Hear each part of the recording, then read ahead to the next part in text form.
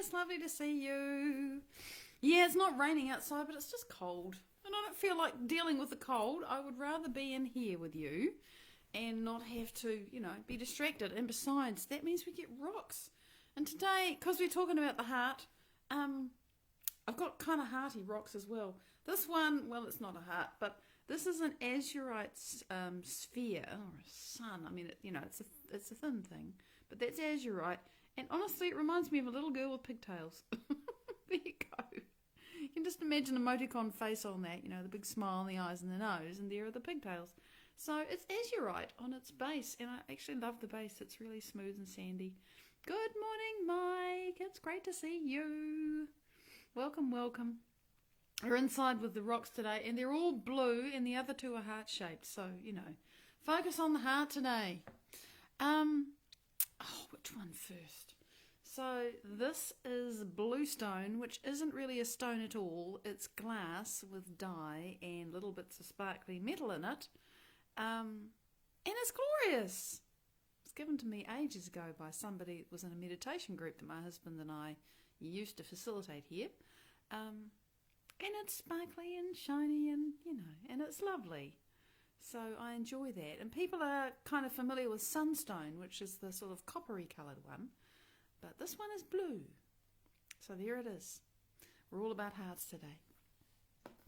And last but not least, welcome on board, everybody who's jumping on. This is another little heart, and it's labradorite. So, of course, we get the beautiful flashes. Got them on both sides. And here it is. This is the sort of bluer, flashy side. It's lovely. So, and it's quite fat. So there is this labradorite heart. And this stone has a little bit of a story with it. I bought it on Trade Me many years ago now, when Trade Me was a really good place to pick things up. It's now a lot more like, it's New Zealand's eBay, right? And Trade Me back in those days was really a place where you could pick things up for amazing prices. And I got some really big crystals there for really small prices, and you don't find that now. But this one was there, and I looked at it, and it was kind of like, it might have been a heart, shaped piece of labradorite, but it was miserable. Stephanie, good morning. It just pushed off this vibe of I'm unhappy. And there was a little bit of, I've got to rescue this, but also I really like labradorite, and I wanted to have it, so I bought it, and and I spent some time with it and did the crystal healing thing and whatever it was that I was doing in those days. And, now it's quite happy, and it's part of the crystal community that I have here. And I say that because they really are like a little collective. Yeah, hello, love, beautiful heart. That's perfect, because we are talking about hearts today. And it was a question that one of you asked yesterday, which is kind of a universal question, by the way. Because I was talking about, God, I can't remember what I was talking about yesterday, but I know I was talking about the fact that we have to feel and become who we want to be and how we want our lives to be, because you have the thought and you have the feeling, and the feeling is the chemistry that is in your body. That's because you're having an experience, either inside your own awareness or out in the world. You have a thought about it, you have a feeling, and that feeling is chemical instructions to your cells. Yep, every moment. So if you are giving stressful chemical instructions to your cells all the time, then it is a matter of fact that you are downregulating your immune system, you are turning off systems in your body that fix things and repair stuff and make new cells and heal things. And you are turning on things that are about running away from lions and tigers and scary stuff. You're in survival. If you're sending happy feelings and elevated emotions and joy and peace and all that stuff, then you are then sending different signals to your cells. And that's why then people start saying, and this was me too, well, how do I feel those bloody elevated emotions? Because they're like 50 million light years away from me, and I don't even remember feeling that good ever. And, what? So I decided that I'd talk a little bit about this and how it works, because there is a process and it does have a way of working. It's not mysterious. There is a practice, and you can learn to feel good feelings, because who knew it's actually a skill? And I'm saying this as I could say I'm a recovering miserable person, because I never learned to be happy when I was younger. It just wasn't an easy thing for me to do, was to be happy. I wasn't miserable either, but my life was kind of grey and shut down. I mean emotionally. And I didn't realise, I just thought that was normal. And I actually understand now that kind of shut down, it's not a haze, it's a kind of a, it is what it is, and whatever, that kind of, I don't feel anything state is actually what happens when you've just been in stress for a long time and don't know it. And that was me. And so, even before I started doing the work of Dr. Joe Dispenza, which really has totally changed my life, for about 18 months before that, I was working with a mentor at the time, and she was always on about, you got to have these, you got to be excited or something. I don't remember very much, because she didn't teach this part of it very well, about how to actually create coherence and have these bloody elevated emotions. I mean, go do it. Well, how? It's about 50 million light years from me. What are you talking about? But, I was starting to be exposed to the idea that you needed to feel something different, and I just couldn't do it. I didn't know how to do it. And so, coming into Joe's work, again, it was like, well, how do you do this? But the beauty of what I've learned from Joe is that there is actually a how. And feeling elevated emotions, even feeling a positive emotion, boils down to getting heart-centered. Now, there's a whole piece that I haven't spoken about for a while, actually. I'll have to, it'll come up and I'll talk about it again. But brain coherence is it really helps. But you can actually access elevated emotions simply by cultivating a practice of becoming heart-centered. Now, what does that mean? So the first thing that I understood, and I've only recently, this is just a fact that's fitted into the mental model that I've been building for some years now, is a really simple thing that I'm learning from reading the Heart Coherence solution, the Heart Math solution, the book by the Heart Math people. It's 20 years old, but there's really good information in it. And the first, just really simple fact, but it's made such a difference, is this. If I simply take my conscious awareness and put it in my heart, I improve communication between the two. Really simple fact. Just putting my awareness here improves communication. Now, why is that important? I mean, who cares, right? The brain runs everything, which is what we've been taught, but that's not actually true. Every time your heart beats, it sends information, chemical, electrical, electromagnetic, hormonal, and there's 5 different pathways. Linda, good morning, honey. It sends that information to your body. Every heartbeat. It's an oscillator in that way, and it's the most regular, it's the fastest oscillator in the body. It's always communicating with your entire body, every cell, every moment. So that's the first reason why it's a really good idea to have your brain and your heart in communication. The second reason why is because there's 40,000 neurites in there, and via the vagus nerve, I think it's mostly via the vagus nerve, if not entirely, don't know, haven't researched it enough. The brain communicates with the heart, right? There are connections running in both ways, but 95% of them go up.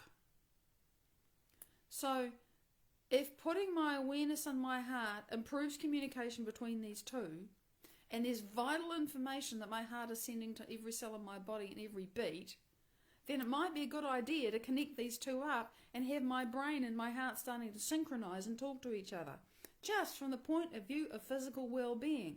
Never mind what they can do to your brain and to your mood. Okay, so what's that got to do with elevated emotions?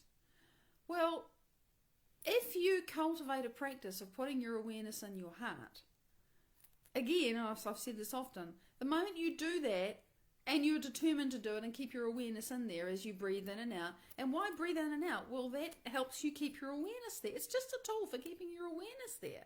It also means you regulate your breathing. Breathing is another way to get into your autonomic nervous system, create change, calm things down. But putting your awareness in there means that you are not obsessing about whatever it was that you were just feeling upset about before, whatever it is, whether you need to deal with it or not, whether you're just, mentally saying, oh, I need to fix that problem, it's a really bad thing, there's so much to upset me in the world, or oh my God, there is this real contingency in my life that I have to deal with. It doesn't matter. When you put your awareness into your heart, literally, that I am putting my awareness in here, you are not thinking about that. So all the circuits in your brain that are going off in that stressy way and sending stressy information to your body can calm down, stop doing it. So you see, you're changing the signal now, just by putting your attention here and not on all the other stuff. Now, the thing that I haven't quite worked out enough to explain to you why it is like this, is that if you simply keep doing this with determination, and your brain's like herding cats, and you keep bringing it back, and you keep bringing it back, and you keep bringing it back, sooner or later you're going to feel better. And I do know that if you just put your attention here and you breathe and you keep it there, the heart becomes more coherent.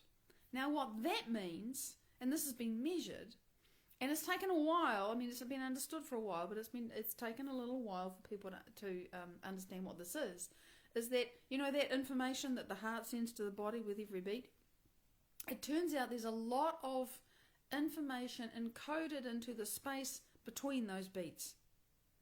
Not the beats themselves. There's information in the pulse, the surge, what's it called? It's not actually a pulse, it's something else. It's a pressure wave. Yay, I remembered, it's a pressure wave. The pressure wave contains information, but the spaces between the pressure wave, that contains much more important information. And when you map, like you time, you put an ECG on somebody and you time the spaces between their heartbeats, and you map those, the spaces, they get longer, they get shorter. They should, by the way. Your heartbeat should not actually be completely regular, because that's a sign of ill health. Adaptability is what we want.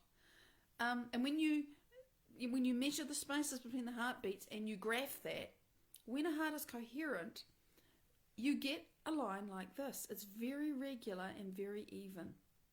And when that's happening, there's a lot of coherence between the heart and the brain, and the body's getting good information. The body gets to calm down, it gets to go into rest and repair, it gets to relax, it gets to not be running away from a lion.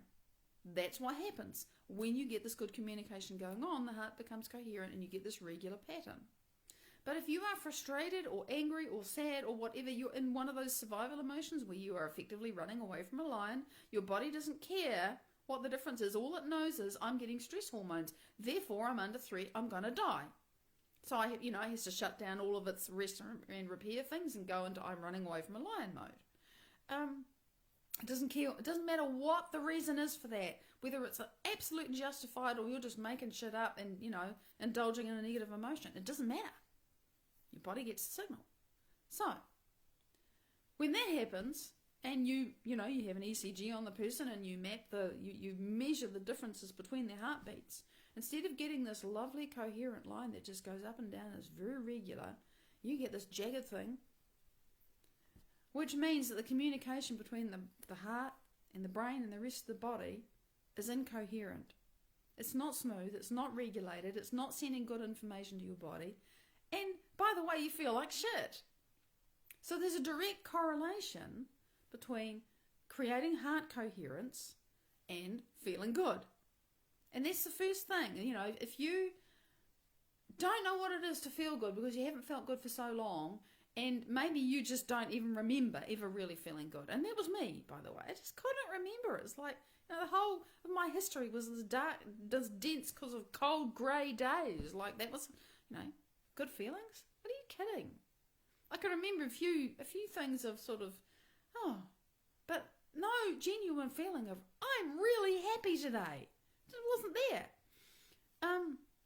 So I've been practicing various forms of this heart coherence for, nearly 2 years now. In fact, it is 2 years. Woohoo! And it's a skill, let me tell you, because it was a mystery to me. But I kept doing it because I understood the science, and I've explained to you a little bit of it now. And I understood that if I keep doing this, I'm going to get different feelings. Now, the next step is you put your awareness in here and you breathe in and out. But then you've got to choose something to love on. I mean, what is it when you open your heart? We're not going to get to do the practice today. I can see it. I'm looking at the time. But anyway, you can play with this. What is this business of opening your heart? And for a long time, I didn't know what that meant either, because I hadn't experienced it. I have actually experienced it now. And the first thing I have to say is it's really, really hard to describe. As soon as you've had it happen, you can say, oh, I opened my heart and I know what that feels like. What did it feel like? Oh, gee. It's hard to describe. But what makes me open my heart, what makes my heart open, is when I put my attention on someone or something that I love, that I care about. And it's that sort of feeling of, oh, I just love you. And for some people, and it doesn't matter what button you push. For some people, they love on their pets because pets are very unconditional, and they don't talk back and they don't say nasty things to you. Well, some pets are troublesome, but a lot of pets, it's just love with your animals. So they focus on their animals and they put that emotion, the feeling that they have for that animal, in their heart, and they breathe it in and out, and they kind of soak in it and revel in it and dive into it and feel it and let it grow. Because whatever you put your attention on is going to grow. So you have to choose something to love on or to care about. And the other thing to do, and this is, Joe's big, huge little meditation, Go Love 20, is actually a heart lock. It's a Heart Math Institute technique that he's just done a heart lock and then taken it another step, which is to take this, this beautiful feeling that you create in yourself and give it to someone that you care about. So just to take love or care or concern and send it to somebody that you want to feel better or to, have a healing or whatever. And I've done this so many times. When I want to open my own heart, and I know I spoke about it recently, I just find someone that I want to have them feel better in their life, and I just want them to be happy. I just want them to be well. I want them to be healed. And I just open my heart into that space of, let them have it. Just let all that beautiful yumminess of whatever it is they need flow through me. And in the process of opening myself to allow something wonderful to flow through me to them, of course, I get some. Now, and I still have to go deep in meditation to have this happen, but this is starting to happen more regularly, and I realize that I am developing a skill now. Now, when I get deep, and by deep I mean that I have followed my brain waves down. I know what it feels like when I'm in alpha, and I know what it feels like when I'm in theta, and theta is between sleep and awakefulness, and it's 4 to 8 cycles a second. I'm in delta, I might have been in delta and actually still been conscious. I just don't know what it feels like yet. I haven't worked it out. But I have been in the space of knowing that I'm deep. My brain is coherent. I haven't talked about that today. I know my heart is coherent because I know what that feels like. And there's just something in me that just goes, and I'm communicating with the greater mind because that's what I do. There's something in me that just says, oh, I just love you. But it's like I'm shouting it without words to the entire universe. It's like, I just love everything. And at the same time as I have that awareness, there is heat in my chest. There is energy in my chest. And it also, that happens and then it makes its way up to the brain, because once the energy hits your heart, it's going to go to your brain. And you feel, it is ecstasy. It is bliss when that happens. And now, why does my heart get hot? Because when your heart opens, when the energy hits here and it goes to the brain, there is a chemical called oxytocin, which is produced in the pituitary, pretty sure. You get neurotransmitters, but it's the pituitary that makes this magic thing. Oxytocin is the bonding chemical. It's the love chemical. It's what mothers get a huge dose of when the baby is born. You know, you fall in love with that new child. Most mothers have that experience, unless the birth has been traumatic. That's different. So the love chemical and oxytocin signals, quoting Joe Dispenza here, oxytocin signals nitric oxide. That's a vasodilator. The blood vessels dilate. They get bigger. There's more blood flow. Blood is warm. And then if there's enough of that, that signals another chemical with a big long name, which literally makes all the blood vessels in the heart just open up. They swell. And you just get all this blood flow. It's heat. Now, I haven't had that huge dump of oxytocin yet, but I know it's happening because I feel the heat and I feel the love and there's energy moving and my brain lights up. And that for me is a reward because it's taken me 2 years to really learn how to open my heart. And I know how to do it now.